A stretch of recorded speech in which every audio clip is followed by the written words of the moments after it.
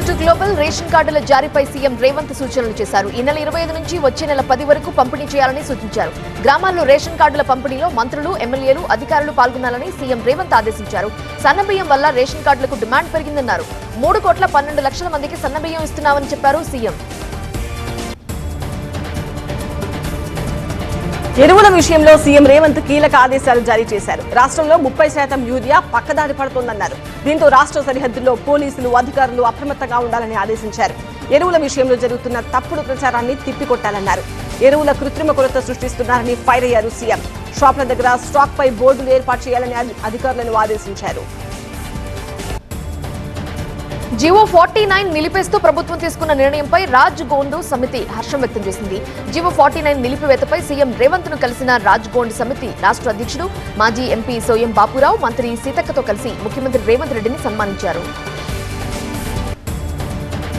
Harihara Veeramallu cinema విషయంలో సహకరించిన CM Revanth రెడ్డికి ధన్యవాదాలు చెప్పారు AP deputy CM Pawan Kalyan.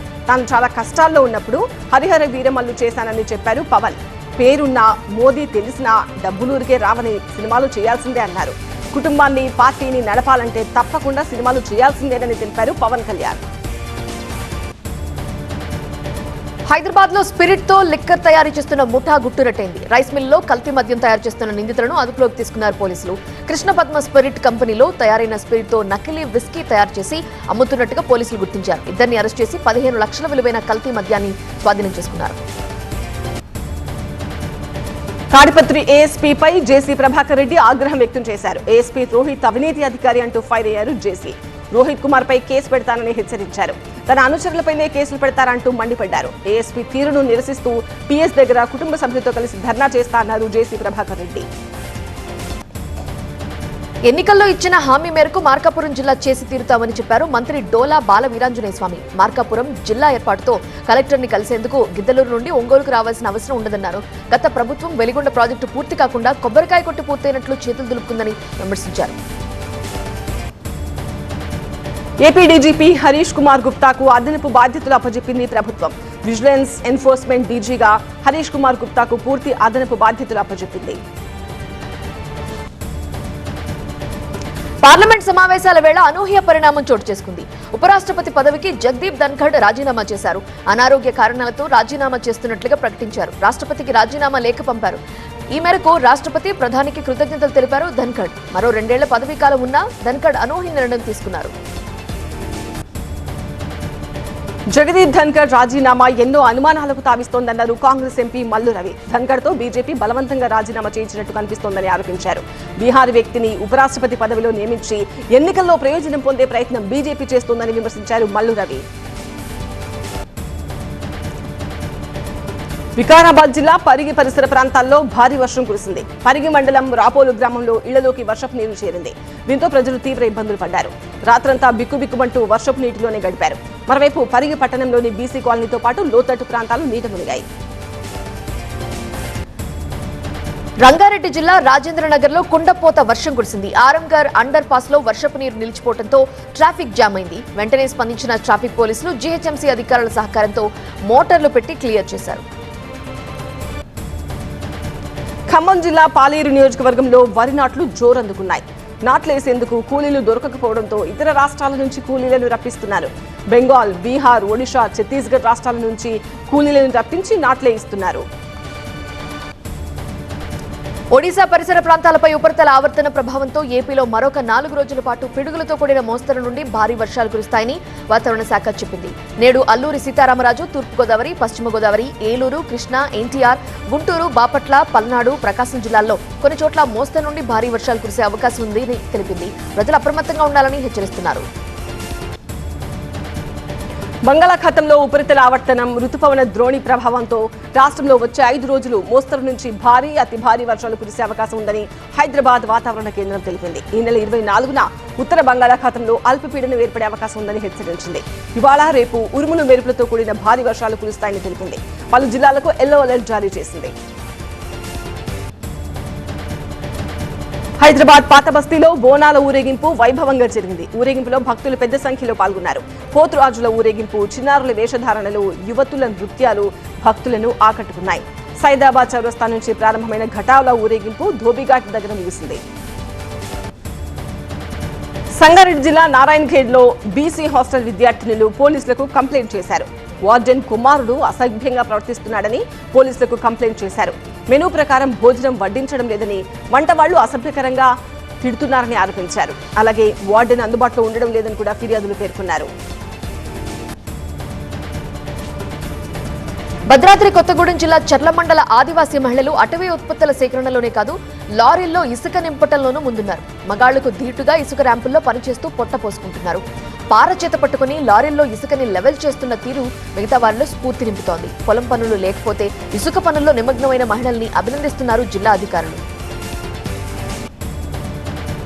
Bhadradri Kothagudem జిల్లా దుమ్ముగూడెం మండల ప్రధాన రహదారిలో మావోయిస్టు ఆత్మ పరిరక్షణ ప్రజాఫ్రంట్ పేరుతో ఫ్లెక్సీలు వెలిశాయి. సిద్ధాంతం కోసం అడవి పాలైన అన్నల్లారా, అక్కల్లారా, ఇక తుపాకీ బాట వీడండి అంటూ ఫ్లెక్సీలు రాశారు. కాలం చెల్లిన సిద్ధాంతాన్ని వీడి ప్రజల జీవన విధానంలో పాత్రులు కావాలని తెలంగాణ మావోయిస్టు ఆత్మ పరిరక్షణ ప్రజాఫ్రంట్ పేరుతో పలు గ్రామాల్లో ఫ్లెక్సీలు ఏర్పాటు చేశారు. పోలీసులే వారి పేరుతో ఫ్లెక్సీలు ఏర్పాటు చేశారనే చర్చ జరుగుతోంది. కేరళ తిరువనంతపురం ఎయిర్పోర్ట్లో నిలిచిపోయిన బ్రిటిష్ నౌకాదళ ఫైటర్ విమానం F-35 ని ఎయిర్పోర్ట్లోని హ్యాంగర్లో తరలించారు. హైడ్రాలిక్ వాల్వ్ పాడవటంతో జూన్ 14 నుంచి ఈ విమానం ఇక్కడే నిలిచిపోయింది. ఇవాళ సుప్రీంకోర్టులో కీలక విచారణ జరగనుంది. రాష్ట్రపతి, గవర్నర్ల దగ్గర పెండింగ్ ఫైళ్లకు కాలపరిమితి అంశంపై విచారించనుంది సుప్రీంకోర్టు. అసెంబ్లీలో తీర్మానించిన బిల్లులను ఆమోదించాలని రాష్ట్రపతికి గడువు విధించవచ్చా అనే అంశంపై విచారణ చేయనుంది సుప్రీం. పార్లమెంట్ సమావేశాలు రెండో రోజు జరగనున్నాయి. నిన్న పార్లమెంటు వర్షాకాల సమావేశాలు వాడివేడిగా ప్రారంభమయ్యాయి. పెహల్గాం ఉగ్రదాడి, ఆపరేషన్ సింధూర్పై చర్చకు విపక్షాలు పట్టుబట్టడంతో ఉభయ సభల్లో తీవ్ర గందరగోళ వాతావరణం నెలకొంది. పెహల్గాం ఉగ్రదాడి, ఆపరేషన్ సింధూర్పై చర్చించాలని డిమాండ్ చేస్తూ ప్రతిపక్ష ఎంపీలు పెద్ద ఎత్తున నినాదాలు చేశారు. కేంద్రంలో బీజేపీని అధికారం నుండి తొలగించేంత వరకు తన పోరాటం కొనసాగుతుందని పశ్చిమ బెంగాల్ ముఖ్యమంత్రి మమతా బెనర్జీ శపథం చేశారు. కోల్కతాలో నిర్వహించిన షాహిద్ దివస్ సభలో ఆమె మాట్లాడారు. ఎన్నికలకు సిద్ధమవుతున్న వేళ గ్రామీణ పనుల విభాగంలో 1000 కోట్ల రూపాయలకు బీహార్ సీఎం నితీష్ కుమార్ టెండర్ వేశారని అక్కడి విపక్ష నేత తేజస్వి యాదవ్ ఆరోపించారు. ఎన్నికల్లోపు కాంట్రాక్టులు ఇచ్చి ఈ 1000 కోట్ల రూపాయలు స్వాహ చేసేందుకు ప్రయత్నాలు జరుగుతున్నాయని మండిపడ్డారు. భారత్, అమెరికా మధ్య వాణిజ్య ఒప్పందం కుదరడానికి మరికొంత సమయం పట్టే అవకాశం ఉంది. సెప్టెంబర్ లేదా అక్టోబర్లో దీనిపై ప్రకటన ఉండవచ్చు. అయితే ఈలోపు ఒక తాత్కాలిక ఒప్పందాన్ని ప్రకటించే అవకాశం ఉంది. అమెరికాతో చర్చలు జరిపిన భారత బృందం తిరిగి స్వదేశానికి వచ్చింది. అమెరికా వాణిజ్య బృందం ఆగస్టు మధ్యలో భారత్కు రానుంది. అన్నా డీఎంకేకు చెందిన మాజీ మంత్రి అన్వర్ రాజా అధికార డీఎంకేలో చేరారు. బీజేపీతో అన్నా డీఎంకే పొత్తును అన్వర్ తీవ్రంగా వ్యతిరేకిస్తున్నారు. అన్నా డీఎంకే తన కీలక సిద్ధాంతాల నుంచి దూరం జరుగుతోందని విమర్శిస్తున్నారు. డీఎంకే కార్యాలయానికి చేరిన వెంటనే ఆయనను పార్టీ నుంచి బహిష్కరించింది అన్నా డీఎంకే.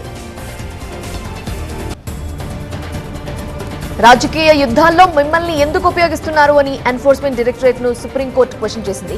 రాజకీయ పోరాటాలు కోర్టు బయట చేసుకోవాలని స్పష్టం చేసింది. ముడా కేసులో కర్ణాటక సీఎం సిద్ధరామయ్యకు వ్యతిరేకంగా ఈడీ చేసిన విజ్ఞప్తిని సుప్రీంకోర్టు తిరస్కరించింది. కర్ణాటక హైకోర్టు ఇచ్చిన తీర్పును సుప్రీంకోర్టు సమర్థించింది. తమిళనాడు తూత్తుకుడిలో మూతపడిన స్టెరిలైజ్ ప్లాంట్ ను తిరిగి తెరిపించాలని కోరుతూ వేల మంది కలెక్టర్కు విజ్ఞప్తి చేశారు. ఫ్యాక్టరీ మూతపడడంతో తాము ఉపాధి కోల్పోయామని కలెక్టర్కు వివరించారు. సిబిఎస్ఈ స్కూళ్లలో సీసీ కెమెరాలు తప్పనిసరి అని central board of secondary education ఆదేశాలు జారీ చేసింది. స్కూళ్ల నిర్వహణకు సంబంధించిన అనుబంధ చట్టాలకు సవరణలు చేసింది.